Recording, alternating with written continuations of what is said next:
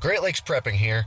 Back in the spring of this year, I made a bunch of 5-gallon bucket planters to expand my vegetable production a little bit. I started making a video to show how I make them, but I never actually got around to finishing the video. And now here we are at the beginning of fall, and I still haven't finished the video.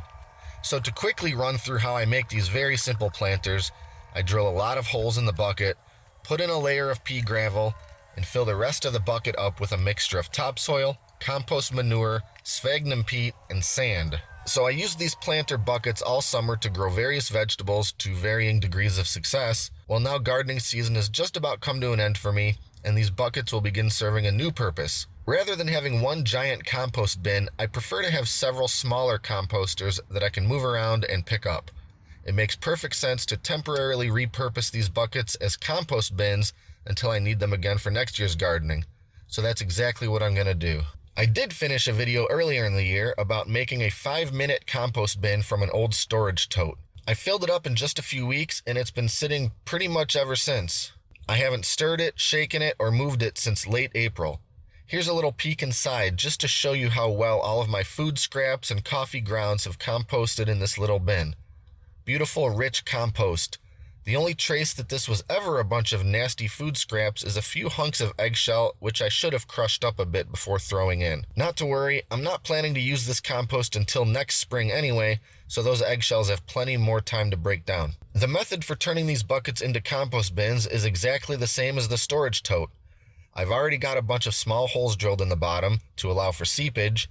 All I really need to do is empty the dirt and gravel out of them and prepare some lids. Just like with the storage tote, I drill a bunch of small holes in the lid to allow the composting materials to vent. Yes, some rainwater will get into these, but I'm not concerned about that at all because any excess water will seep its way out of the bottom holes. And that's it. Holes in the bottom, holes in the lid. Now it's ready to use. To start, I always lay down a bed of crumbled up dead leaves, followed by a bit of dirt. Fortunately, I have plenty of spare dirt that was previously in these very buckets. Now to add some compostable food waste. I've done a lot of cooking and soup making recently, so I have a ton of food scraps to donate to the cause. As with the storage tote compost bin, I'll do a layer of scraps and then add another thin layer of dirt, then a layer of scraps and another layer of dirt. Repeat until the bucket is full, and the final top layer will be a little more dirt. I won't bother hammering the lids into place until the bucket is full and it's ready to sit for a few months. For the buckets that I'm still working on filling, I'll just set the lid in place. These lids are a pain to remove, and I'd rather not have to pry it off every couple of days. And that's all there is to it.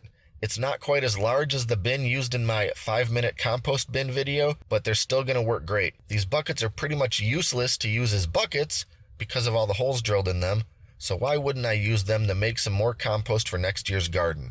If you enjoyed this video, click the subscribe button and stay up to date with all our latest stuff. And be sure to check us out on Facebook, Instagram, and Reddit. Thanks for watching, and until next time, this is Great Lakes Prepping.